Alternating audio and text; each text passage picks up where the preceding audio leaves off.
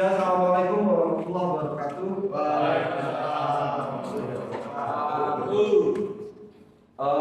Anak kelas 11 TKJ 2. Pada kali ini kita masuk pada kegiatan mempersiapkan praktek kerja industri atau praktek kerja lapangan di dunia usaha dunia industri. Dalam kali ini yang sudah saya buat adalah materi bagaimana kita mempersiapkan mental sebelum kita terjun ke lapangan. Mental pertama yang harus kita bangun adalah mencari spesifikasi jenis atau dunia usaha dunia industri yang cocok dengan jurusan atau program kalian yang kita geluti selama ini. Pertama, spesifikasinya di slide ini kita harus mencari dunia usaha atau dunia industri yang pertama bisa pertokoan. Tetapi toko ini pemiliknya itu memberikan pengalaman pertama atau memberikan pekerjaan tentang marketing, membangun pasar, caranya jual beli barang yang dia punya.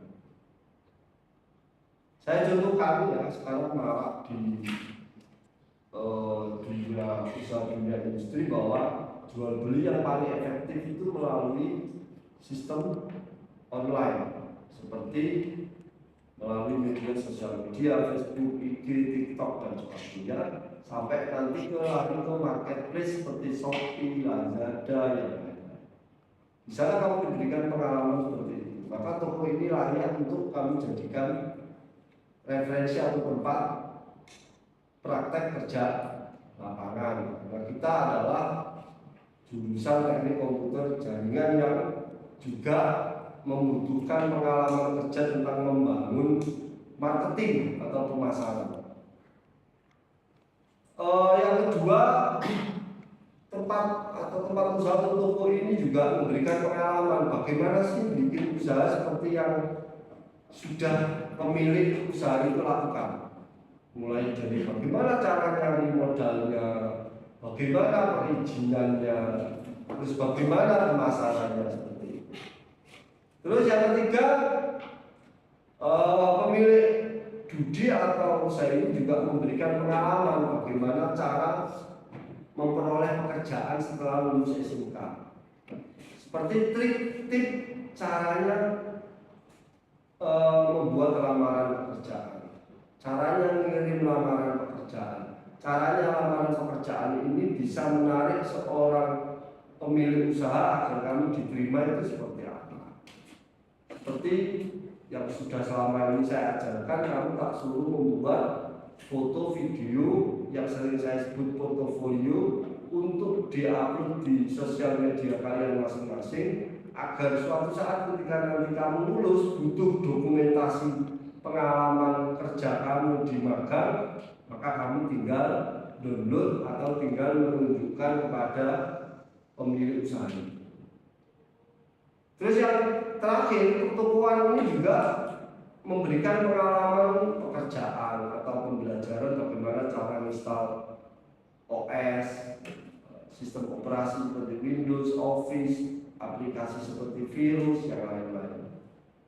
Juga di sana memberikan pengalaman caranya rakit komputer, rakit laptop, rakit HP, sampai membangun jaringan seperti bikin jaringan LAN, VLAN, peer-to-peer dan sebagainya. Kalau toko itu memenuhi salah satu di antara yang sudah saya sebut ini, yang saya sudah presentasikan ini, maka toko ini layak untuk kamu jadikan tempat magang atau tempat prakrim, tempat praktek kerja industri. Karena kita jurusan komputer. Pak, bagaimana kalau toko ini tidak sama sekali mengajarkan itu? Berarti tidak memiliki kelayakan untuk dijadikan tempat DU, DI atau tempat magang. Yang kedua ada perkantoran, office. Seperti kantor KPU, kantor BPS, kantor dinas pendidikan, kantor PLN, saya sebutkan, nggak apa-apa perkantoran ini menjadi layak untuk jadi tempat duduk kalau di sana diajari tentang manajemen administrasi file, mulai cara menata file di komputer, mulai cara menata hard file atau print out, cara menata berkas secara berurutan dan sebagainya. Kalau perkantoran itu mengajarkan seperti berarti layak nggak? Layak. Tapi kalau perkantorannya ini selama kita praktek magang itu selama 1-4 bulan itu hanya duduk-duduk, hanya bersih-bersih saja, maka tidak layak. Namanya kita praktek kerja, kadang ada kerjaan, ada tidak, itu wajar. Yang penting pekerjaannya masih ada hubungannya dengan komputer dan jaringan. Yang ketiga di sini juga ada lembaga pendidikan atau pendidikan seperti universitas. Kamu magang di universitas atau politeknik itu juga boleh Pak, boleh. Asal universitas dan politeknik ini memberikan pekerjaan seperti spesifikasi toko yang sudah saya sebut di awal. Di perguruan tinggi juga kadang-kadang dikasih pekerjaan marketing, pekerjaan office itu seperti manajemen file, manajemen hard file, nata-nata berkas, nata file, sampai sharing file, sharing data, nah itu tidak masalah. Atau di universitas itu juga memberikan pengalaman bagaimana setelah lulus SMK itu caranya bikin usaha seperti apa. Kalau semua kriteria yang saya sampaikan di awal, di kriteria toko itu juga disampaikan di lembaga pendidikan, maka universitas atau politeknik atau lembaga pendidikan itu layak sebagai tempat magang. Makanya dari sini kadang-kadang anak itu kita itu tidak melakukan penelitian, tidak melakukan wawancara, tidak melakukan observasi sebelum kita magang, tanya-tanya kepada pemilik, kepada yang sudah pernah magang di situ, sehingga ketika kita magang di situ kadang-kadang pekerjaannya di luar kompetensi program keahlian yang kita pilih. Akhirnya apa? Itu jadi kekecewaan. Nah, mental yang harus dibangun adalah kalau sudah begitu ya jangan disalahkan. Yang salah karena kita tidak melakukan observasi, tidak melakukan pertanyaan, wawancara kesana di sini nanti dudunya seperti apa. Tidak kita melakukan. Yang penting diterima saja. Akhirnya kamu terima pekerjaannya nggak sesuai kompetisi keahlian yang kita pilih. Ya mental yang kita bangun berarti apa Pak? Ya mental yang harus lego. Atau nanti kalau sudah berusaha membuat nyaman di tempat duduk itu enggak nyaman, ya berarti mengajukan pindah tempat magang. Seperti itu mental yang kita bangun. Terus selanjutnya selain tempat duduk di pendidikan, biasanya itu di balai latihan kerja. Balai latihan kerja seperti di kabupaten, di Lamongan ini ada di Dinas Tenaga Kerja. Kamu mengajukan surat ke sana, mengobservasi ke sana, berkomunikasi ke sana, apakah ada balai latihan kerja yang memberikan pengalaman kerja yang sesuai kompetensi, keahlian, teknik komputer jaringan. Kalau ada ya dia. Balai latihan kerja bisa di Kabupaten Lamongan, Tuban, Gresik, Surabaya, dan sebagainya. Terus yang terakhir, yang selanjutnya itu di PT atau CV pengembang software aplikasi yang untuk komputer laptop dan ditambah usaha rumahan dan industri penghasil jasa produk IT dan jaringan. Ini seperti yang kebetulan saya sebagai pendidik di materi produktif itu sering dapat pertanyaan dari wali murid, wali siswa atau masyarakat atau siswa atau alumni. Pertanyaannya gimana Pak? Seperti ini, Pak, saya kan guru produktif. Guru produktif SMK yang mengajarkan siswa itu siap kerja, siap melanjutkan ke perguruan tinggi, siap berwirausaha. Loh, sampai guru produktif kok tidak punya usaha? Ya. Dari pertanyaan ini memberi motivasi kepada saya, ya juga benar. Masa guru ngajari siswa kerja, siswa berwirausaha, gurunya sendiri tidak punya pekerjaan, tidak bisa membuat usaha kok ngajari. Sehingga di tahun 2014 saya melanjutkan pekerjaan saya waktu masih kuliah ya sama freelance, itu saya lanjutkan yang akhirnya menjadi produk usaha rumahan yang sifatnya freelance. Saya kasih nama apa? Pantura.com. Di sini saya serap beberapa alumni pilihan yang bisa menjadi karyawan atau pengusaha tetap. Karena ini freelance, maka pekerjaannya atau penghasilannya kalau ada project, kalau tidak ada project ya berarti free. Sehingga rata-rata anak yang bekerja di Pantura dengan saya itu rata-rata mereka punya pekerjaan tetap dan freelance-nya di Pantura. Ketika ada project, ketika tidak ada project ya dia fokus dengan pekerjaan tetapnya. Paham tidak dari sini?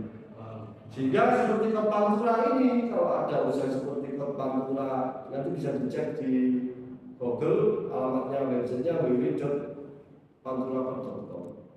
Itu adalah produk usaha yang menghasilkan jasa sama produk-produk IT. Bisa dilihat dan kamu besok bisa mengembangkan, bikin sendiri bisa.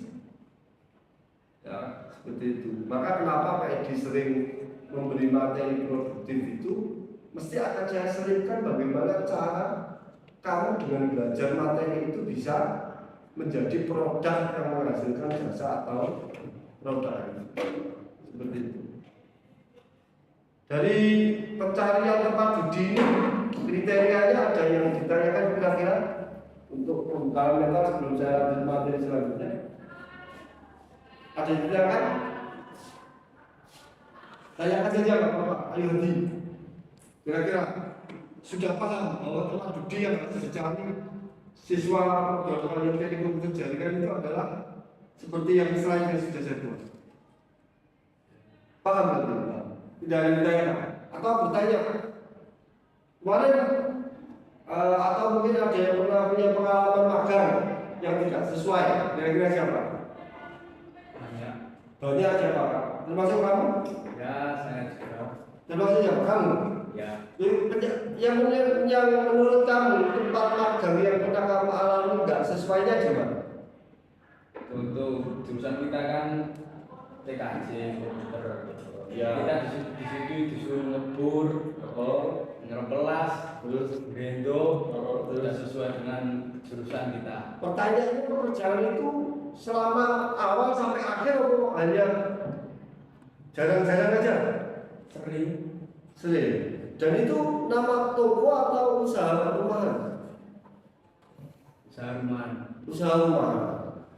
Terus nama usahanya apa? CV Global Access Technology. Oh, CV Global Access Technology. Nah, waktu pekerjaan ngebor dan sebagainya itu ngebor apa? Ngebor seperti plak, terus pipa besi. Itu buat apa? Buat anten. Omni. Ya. Buat anten wifi. Ya. Nah, itu ya kalau saya pekerjaan seperti itu apakah di luar PKJ Pak? Ya tidak, ya termasuk. Karena kerjaan ngebor, ngawas itu untuk membuat produk hardware IT. Ya. Cuma mungkin di kelas nggak diajari ngebor Pak, gimana? Maka mental kita jangan terus kaget ini tidak jurusan saya karena saya tidak benar. Makanya di dalam SMK itu tetap ada namanya karakter mengembangkan diri. Jadi kamu harus bisa mengembangkan diri di mana kamu berada. Kalau beda dengan pekerjaan, kita ngebor, kita ngelas, kita ngepelas, ternyata itu untuk membuat pagar, membuat mobil kan tidak berpotensi. Kalau membuatnya untuk antena wifi, antena omni, ya berarti masih dalam lingkup. Cuma itu namanya pengembangan di diri. Jadi jangan kaget. Wah ini tak produk terus saya tak keluar aja ya salah. Ya, nah itu kenapa Pak? Ya tadi awal saya sampaikan kesalahan kita tidak mengobservasi budi itu. Karena tinggal mengajukan surat aja, yang penting diterima, nggak pernah meneliti, mengobservasi itu kerjanya seperti apa. Nah, besok jangan sampai berulang lagi. Kalau tidak ingin seperti itu ya diwawancarai, diobservasi dia dujinya sesuai dengan yang kita ingin. Ya, jadi spesifikasi Dudi itu menyebabkan mental kita itu akan percaya diri apa tidak. Itu yang pertama, pembekalan mental. Yang kedua, untuk tempat Dudi, saya simpulkan untuk pembekalan mental kegiatan praktik ini, jarak Dudi itu dibagi menjadi dua. Ada yang jarak Dudi dunia usaha industri yang kita pilih itu jauh dari rumah tinggal dan dekat dengan rumah tinggal. Kalau jauh dari rumah tinggal, saya contohkan seperti kamu magang di Tuban, Gresik, Surabaya atau di luar kabupaten lain, itu dampak positifnya apa? Pertama kamu akan belajar nabung dari mulai kelas 10. Karena biaya magang jauh itu tidak sedikit. Biaya hidup, mulai biaya kos, biaya transportasi, biaya administrasi sekolah itu akan lebih tinggi. Tapi sisi positifnya apa Pak? Sisi positifnya kamu akan mengalami namanya kehidupan mandiri jauh dari bantuan keluarga. Positif.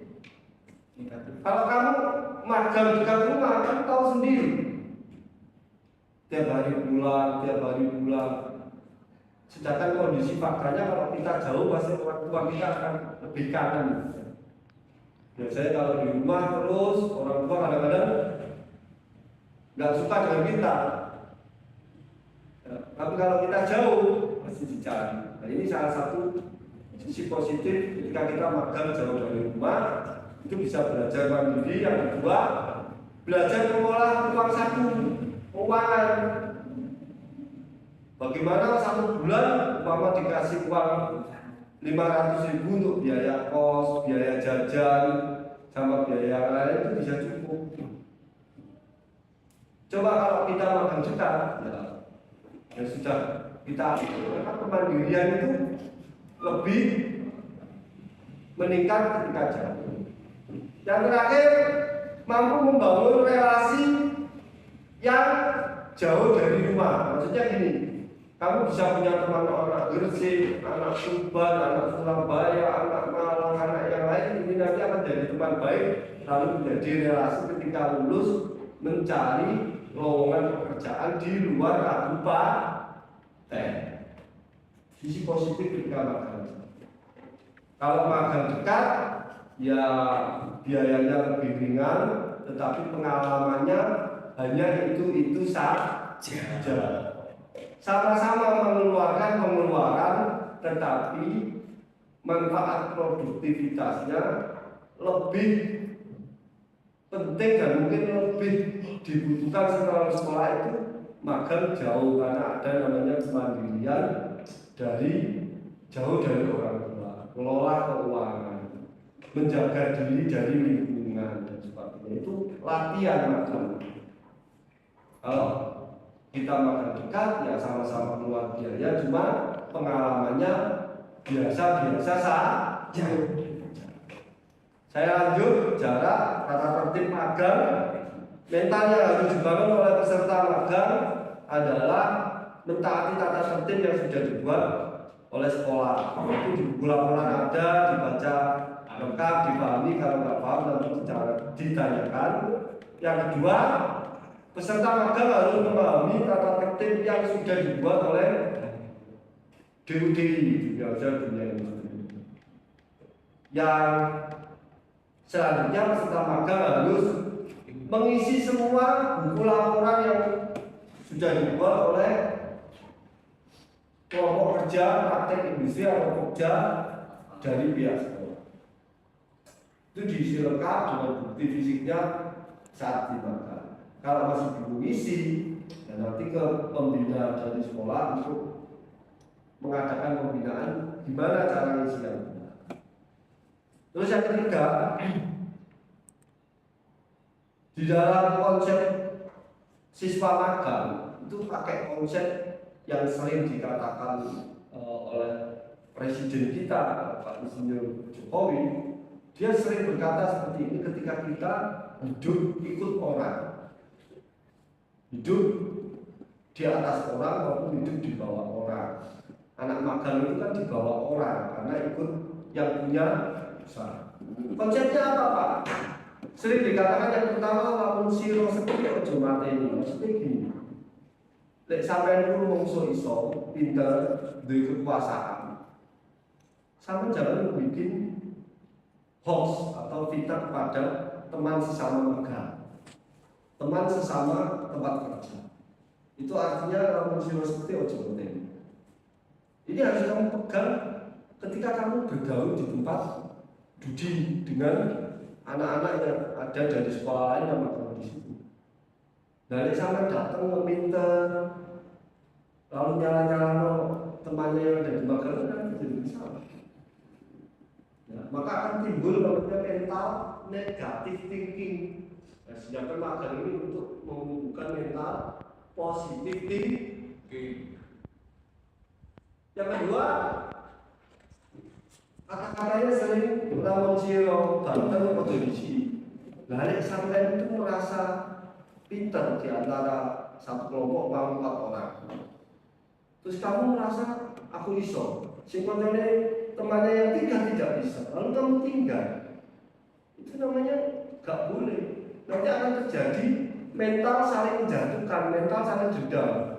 Mungkin kamu pintar komputer, mungkin satunya gak pintar tapi dia kan baik di bidang sosial karakter lain, itu dia penolong, sedang bawa makanan, minuman, dia saling kerjasama, saling melengkapi, biar kamu tidak terkesan pinter tapi minteri. Sama yang tempat usaha juga sama. Ya, ojo diisi tempat punya usaha. Nanti dipikir kamu gak punya sopan santun. Wong kamu itu ikut kok malah minteri sing punya tempat usaha. Nah itu bahasanya amun siro banter ojo disi, tetap komunikasi terus. Yang terakhir, amun siro pinter ojo minteri. Lek sampai itu paling pinter di tempat praktek itu ojo kulo-kulo kancane. Kedua kocoke nurut gak iso kasih kasarannya dipeluk-peluk aja. Ini mana menimbulkan mental apa? Mental menjatuhkan. Padahal magang tujuannya bukan untuk itu. Tujuan magang membangun mental relasi kerjasama, saling melengkapi kekurangan, bukan saling menyombongkan keunggulan di lapangan pekerjaan. Saling tolong menolong itu adalah bentuk mental dari magang. Sehingga nanti ketika kamu praktek kerja saja bisa membangun relasi, bisa punya karakter mental tolong menolong, maka ini akan terbangun sampai lulus sekolah. Dan kamu nanti lulus sekolah tidak akan pernah khawatir tidak dapat pekerjaan atau tidak bisa membangun usaha. Dari sini paham? Jadi karakter yang harus kamu bangun di tempat magang itu yang paling penting ada 3 seperti yang sering diajarkan Bapak Presiden kita. Ya. Kita itu kalau sama orang jangan benci orangnya, tapi bencilah sistemnya. Seperti kata-kata Soekarno. Soekarno pernah berkata, saya tidak pernah benci orang Belanda. Yang saya tidak sukai adalah caranya. Jadi jangan benci orang itu, orangnya jangan, tapi sistemnya. Nah, di pekerjaan juga sama. Nanti akan kamu temui sistem-sistem yang tidak baik, ya seperti itu. Ya seperti sistem minteri kontrol, sistem gak peduli kami, itu tidak, jangan diteruskan. Nanti akan membentuk mental jelek. Sampai kapanpun kamu akan tidak mampu membangun relasi seperti itu. Jadi seperti itu, ini kelanjutannya. Terakhir, kalau ada pertanyaan dari penjelasan saya, mungkin dari spesifikasi budi, terus tadi masalah jarak, terus setelah jarak tadi ada apa nih, karakter apa yang harus dibawa di tempat magang, ketiga itu ada yang bertanya nggak? Mungkin Oke, ya, ada kamu ini. Saya kira dari presentasi pembekalan ini, saya kira cukup. Tinggal nanti kita pembekalan praktek skill keterampilan untuk persiapan magang di tahun 2023. Saya kira cukup. Itulah ya, SMK itu lulus harus sekolah, itu belajar bekerja sambil sekolah, sekolah belajar berprestasi untuk melanjutkan ke perguruan tinggi, sekolah sambil belajar berwirausaha. Sehingga ketika lulus sekolah kamu siap bekerja, siap melanjutkan perguruan tinggi, juga siap berwirausaha. Maka kenapa SMK punya semboyan SMK bisa? Maksudnya bisa apa? Bisa tidak jadi pengangguran. Mungkin itu yang bisa saya sampaikan di pembekalan mental praktek industri tahun ini. Saya kira cukup. Saya akhiri. Assalamualaikum warahmatullahi wabarakatuh.